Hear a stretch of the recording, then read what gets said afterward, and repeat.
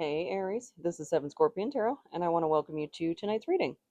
So tonight, the celestial weather is also very busy in your sign, much like Pisces.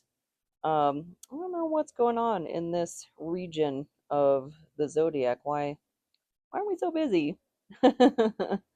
So we've got three three things in Aries right now. So we've got Mercury, which is about to go retrograde in Aries, Venus, which is currently in retrograde, and Chiron. And so there's quite a few themes with all of this swirling around. The notes I have here are ego wounds, arguments, sharp words, and healing through action, i.e., facing fears. And I have a little asterisk here as well of Venus in retrograde is what we think Mercury in retrograde is, with that kind of harshness. Uh, so a lot to work through, and I know we're still in Pisces season for like another week ish. So just about to turn the clock to Aries after we have that uh excuse me, um eclipse, lunar eclipse in Virgo, and then I think the next solar eclipse in April will be the last in this series with Aries. I think. I think that's correct. Uh, so we'll do the self, shadow, and ego spread and pull this back up because I can't remember anything.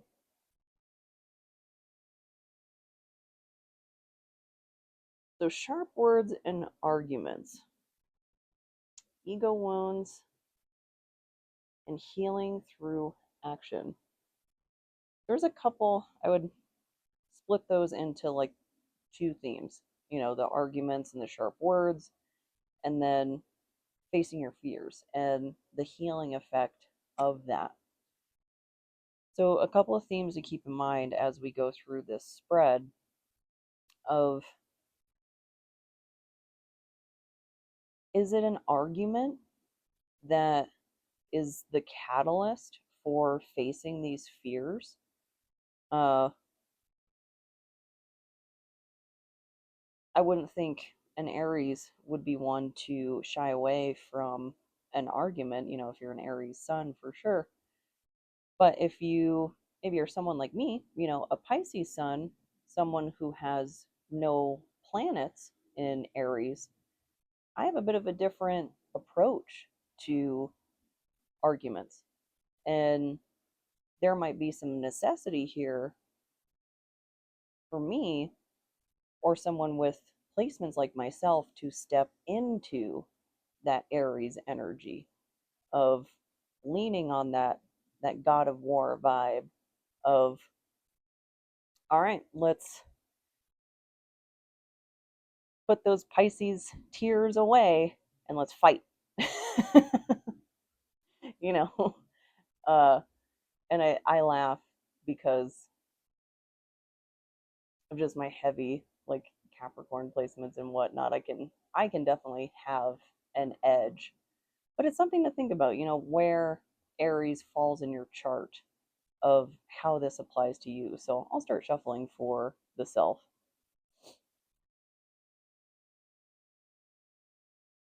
And of course, uh, I feel like this comes up every time, but every time I read for Aries, I got to bring up Pedro Pascal because he's my favorite Aries. So happy early birthday because I know that'll be coming up.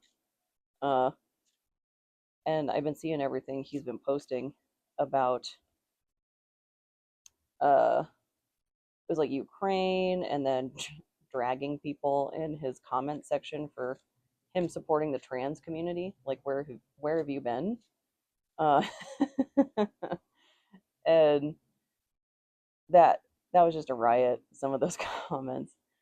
Um, but I just saw that he reposted my favorite astrologer, which I was so excited to see that because she deserves so much more attention than she's getting. She feminist icon. I love her. I'm so happy to see her getting more attention. I love that. And especially for her spiritual social justice, like we need so much more of that, and it makes me feel more seen for not shying away about talking about these things on a spiritual platform. And I thought that was so cool. I love seeing the, I mean, I guess it's not fringe anymore, uh, says a white girl with a nose ring, but seeing the stuff that kind of lives on the outskirts hitting the airwaves, hitting the mainstream a bit. That's pretty cool. That made me happy. So a card for the self. Let's see maybe what fear it is we're facing. I don't want to ask about the ego wound quite yet.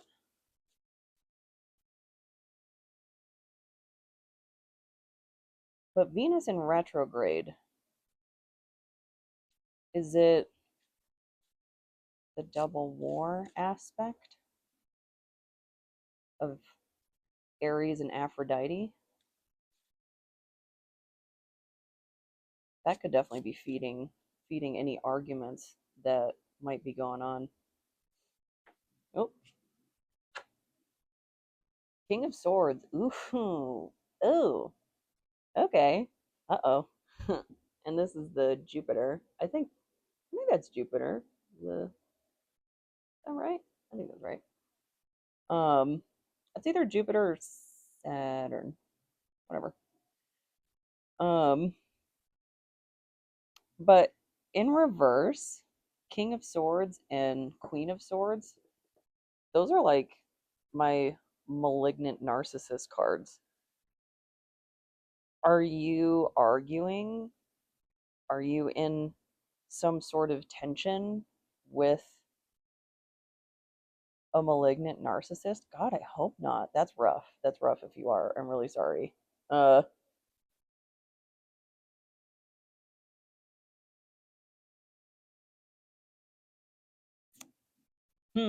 this threw me for a loop. I wasn't expecting something like this. Oh, maybe that's part of the message.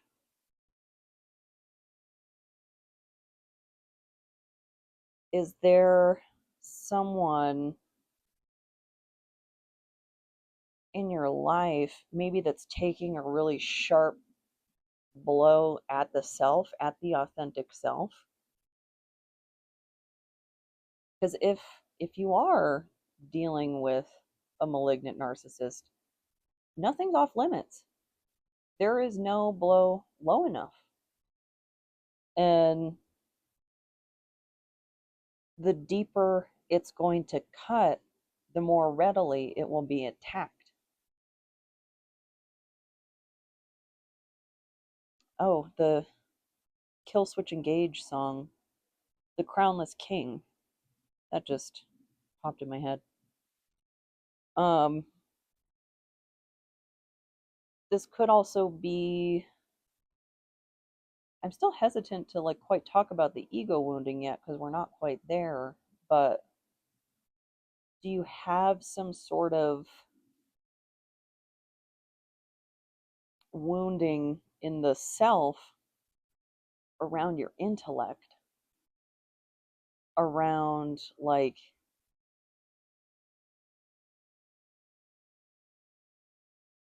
do people know just how smart you are and therefore treat you like you're dumb because they're malignant, malicious, however you want to put it? Like, and we can even like, we can take the buzzword out of it too.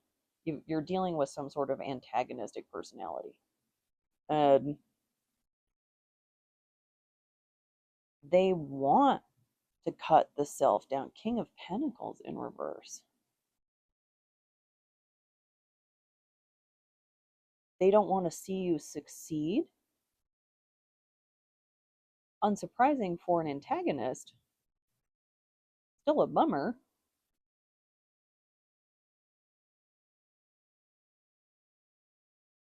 I'm gonna go for the shadow here. And since, I had mentioned Venus in retrograde is what we think Mercury in retrograde is this someone from your past that you've cut ties with, that they're coming in to cause some havoc or something? Maybe there's some success on the horizon for you. And it's almost like when you move on from somebody and like you're good, and it's like they can smell it, and they're like, "Nuh-uh, you will not move on with your life, person who I treated terribly. How dare you?" uh I don't know if I do a good antagonist impression. I'll try better. uh but maybe that it's someone or some wound from the past is coming up. It doesn't necessarily have to be literal. You can take this in exclusively like a reflective tense of, is there something going on in your life that's like tapping an archetypal wound of, do they mimic a caretaker? Do they mimic a former lover or something like that? Do they mimic you? Is what I just got. Crow. Crows are really good imitators. I think crows are ravens. Uh,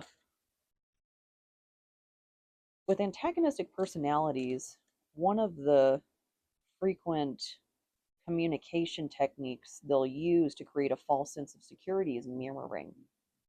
Uh, it's to create this false sense of trust. It's a lot more subtle than like love bombing. It's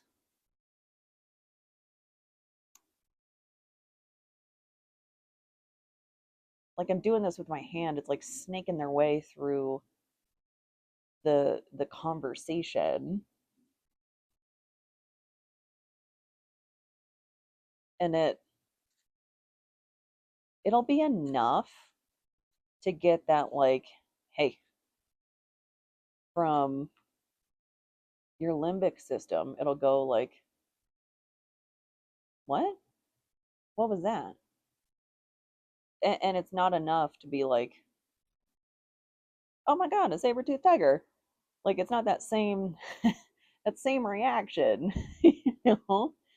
It's just like a hmm, hmm. And then the conversation will likely move on so quickly that you won't give it a second thought.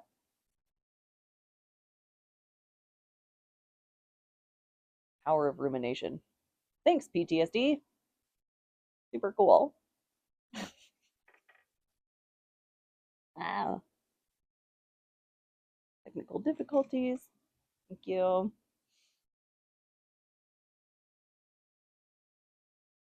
But it's little stuff like that that just creates this false sense of security. And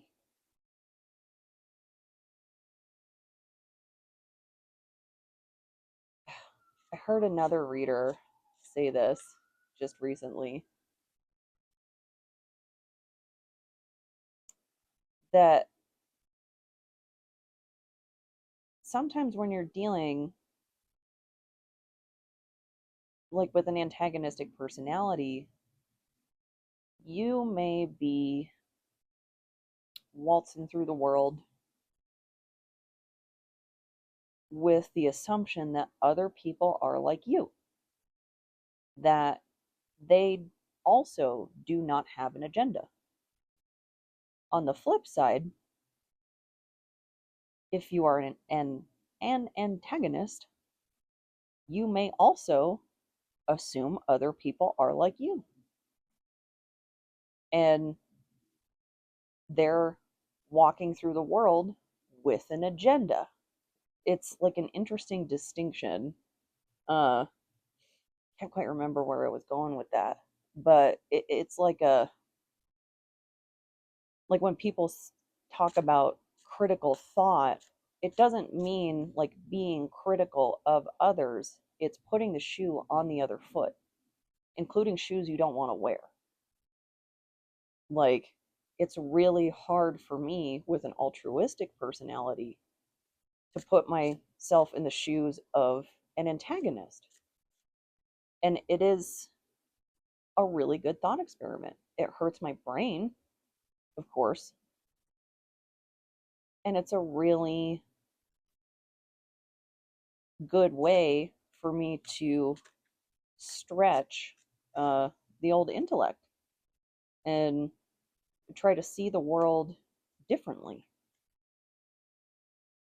Just to, I don't know, expand my worldview, as it were. Doesn't mean I need to absorb that worldview, what's going on the other side of that table, but just like upright, this would be like a lawyer. And you could even put like the daredevil archetype here in upright king of swords, and he's an altruist, but you flip that around and you've got your antagonist. Page of wands in the shadow. His mouth is wide open. Got something to say. We'll see what the book says. So, the student of ideas.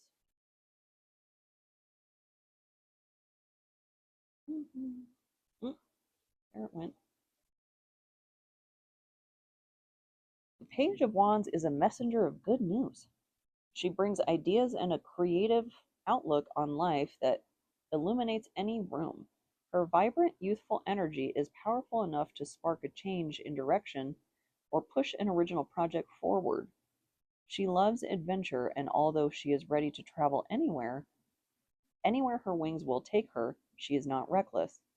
The page brings her free spirited energy to the situation and is prepared to take in all the world has to offer. Hmm.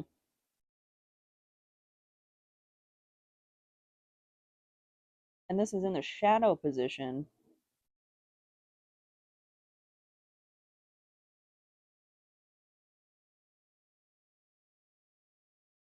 So, facing your fears, do you have fear around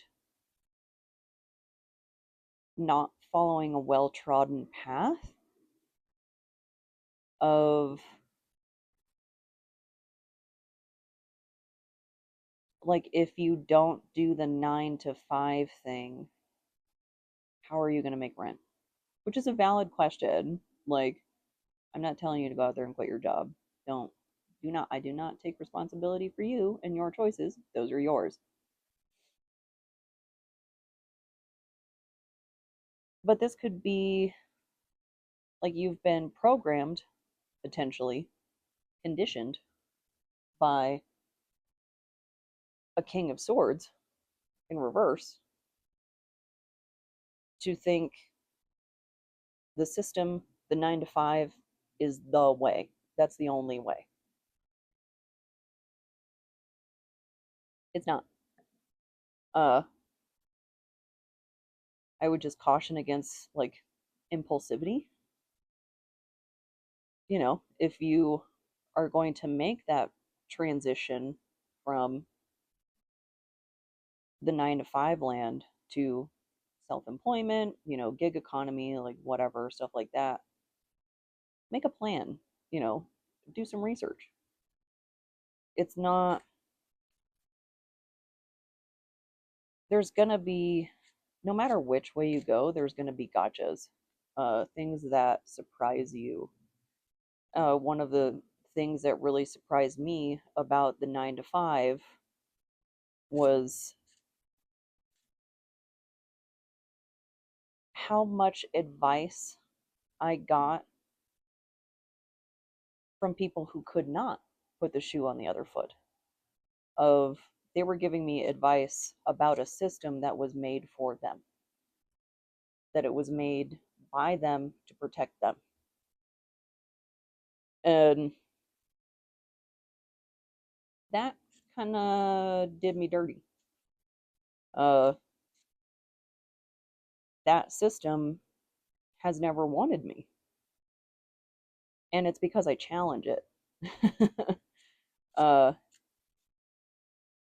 I can see full well how broken it is, and my mouth is wide open, wide open. Uh, Not everybody likes that. We want in the ego. So this is the journey. So this was talking about adventure, and now we're talking about journey. The new the new world. The bridge over troubled waters is what I just got. Uh huh. And this is like screaming free will to me. Like you always have that regardless of what card is pulled. But it's not like the 6 of Swords where they're leaving in a boat and, they're actually casting offshore. This crow could, like, go forward, it could go back, like, it could do whatever it wants. And that might be the ego wound to work past, or the fear to work past. Are you unwilling to burn bridges? Because that was one of those pieces of advice that I had always got is like, don't ever burn a bridge. Why not? What if I'm never going to cross that bridge again? Uh, it just seems like, I don't know, cowardly in a way. Like, if you're going to go, go. Don't, don't screw around. And particularly if a situation has gotten so bad that you are chomping at the bit to leave, are you ever going to go back? Like, why would you? It's a big world out there. There's other things to do. It might not be the most absolute perfect thing, the very first time, especially if you're changing from that 9 to 5 to whatever else it is you want to do, or changing industries, um, changing home, changing country, something like that. And like I said, there's going to be gotchas. Uh, Never Look Back by the Nearly Deads that came out in the last reading, the Medusa reading. It just, and this crow has a very forward, like determined look.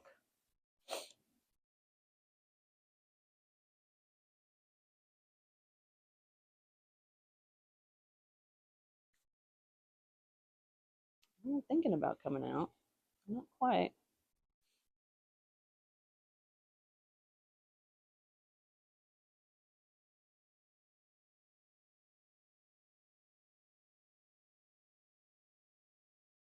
Oh, there we go. Isolation. Hmm. Could be a lonely path. And that that might be some of that unwillingness to burn the bridge of going your own way. That's it is a lonely path, and it's worth it. Uh, Separating myself from my family structure was one of the most gut wrenching things I ever did, and I'd make that decision again every single time. It was the best decision for me. I would not have stood a chance at happiness if it wasn't for that choice that I made. And I'm almost hesitant to use the word choice because if I ever wanted to be happy, that was the only choice I could make, unfortunately. Uh, but we all make our choices.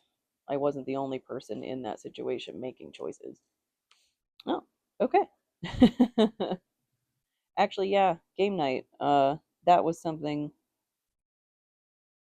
one of the last, if not the last thing I invited some family members to. Nobody took me up on it. Jump Around by House of Pain. To kind of pick up the mood a little bit. That is a classic. That one definitely takes me back. And despite that own personal synchronicity, a game night could also be not necessarily with inviting people over. Like, do that for sure if that's what you want to do. It could be a video game night, like just a kickback. Uh, you could it doesn't necessarily need to be, parked in front of the Xbox either. You could sit down with Tetris. You could sit down with solitaire. Like whatever it is you want to do that. Uh, if you want to make up a game with your pet or something, like hide little treats and toys and whatnot around your home, like a little scavenger hunt for them. That sounds like fun. I'm sure my cat would love that. I might do that. I don't know. But overall, I hope this helps. I hope this resonates. And if it doesn't, I hope the next one does. Thank you so much.